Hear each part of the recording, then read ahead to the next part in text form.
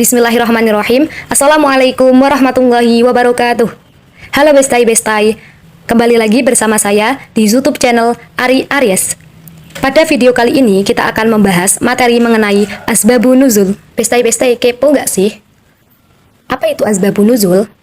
Apa sih macam-macamnya asbabun nuzul? Apa yang dimaksud redaksi asbabun nuzul? Apa yang dimaksud berbilangnya asbabun nuzul suatu ayat? Kalau mempelajari, manfaat-manfaatnya apa sih? Kalau bestai-bestai kepo, simak materi berikut ini. 1.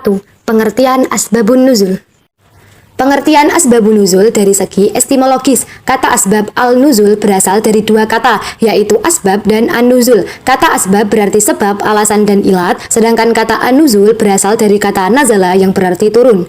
Adapun dari segi terminologis, yaitu menurut Az-Zarqani, asbab an-nuzul adalah hal khusus atau sesuatu yang terjadi serta berhubungan dengan turunnya ayat Al-Quran yang berfungsi sebagai penjelas hukum pada saat peristiwa itu terjadi. Jadi, kesimpulan dari asbabun nuzul adalah kejadian atau peristiwa yang melatar belakangi turunnya ayat Al-Quran dalam rangka menjawab, menjelaskan, dan menyelesaikan masalah-masalah yang timbul dari kejadian tersebut. Macam-macam dan pembagian asbabun nuzul.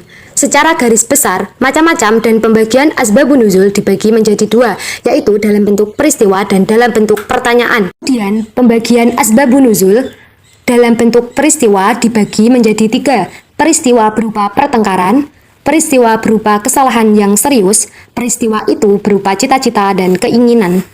Pengertian peristiwa berupa pertengkaran. Contohnya seperti perselisihan yang berkecambu antara segolongan dari suku Aus dan segolongan dari suku Kharaj. Perselisihan ini terjadi karena sebagian kaum Yahudi memandang persatuan merugikan sehingga mereka mengobarkan api perpecahan. Salah satu muslim diperintah untuk mengingatkan luka pada masa lalu. Peristiwa tersebut menyebabkan turunnya ayat Ali Imran ayat 100. Peristiwa berupa kesalahan yang serius. Contohnya seperti peristiwa seorang yang mengimami sholat sedang dalam keadaan mabuk sehingga bersalah membaca surat Al-Kafirun. Peristiwa tersebut menyebabkan turunnya ayat An-Nisa ayat 43. Peristiwa itu berupa cita-cita dan keinginan. Sebagai contoh, Imam Al-Bukhari dan lainnya meriwayatkan dari Anas radhiyallahu anhu bahwa Umar bin Khattab pernah berkata, ada tiga perkara yang saya sepakati dengan Tuhan saya atau Tuhan saya telah menyepakatinya. Saya pada tiga perkara. Saya berkata, wahai Rasulullah, jika aku menjadikan makam Ibrahim sebagai tempat salat. Di sini, Umar bin Khattab memiliki keinginan menjadikan makam Ibrahim sebagai tempat salat. Peristiwa itu menyebabkan turunnya ayat Al-Baqarah ayat 125. Pembagian asbabun nuzul dalam bentuk pertanyaan dibagi menjadi tiga. 1. Pertanyaan berhubungan dengan sesuatu yang telah lalu, seperti pertanyaan tentang Zulkarnain, sehingga turun surat Al-Kahfi ayat 82. 2. Pertanyaan yang berhubungan dengan sesuatu yang sedang berlangsung, seperti ayat 85 dalam surat Al-Isra yang menceritakan mengenai ruh. Ruh adalah sesuatu yang ada sejak dulu hingga saat ini.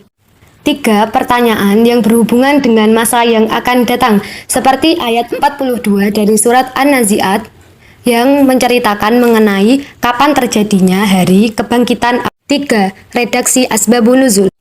Redaksi asbabun nuzul ada dua. Yang pertama, sharih atau jelas. Artinya riwayat yang sudah jelas menunjukkan asbab an-nuzul dan tidak mungkin pula menunjukkan yang lain. Yang kedua, muhtamilah atau masih kemungkinan atau belum pasti. Ungkapan muhtamilah adalah ungkapan dalam riwayat yang belum dipastikan asbab an-nuzul karena masih terdapat keraguan.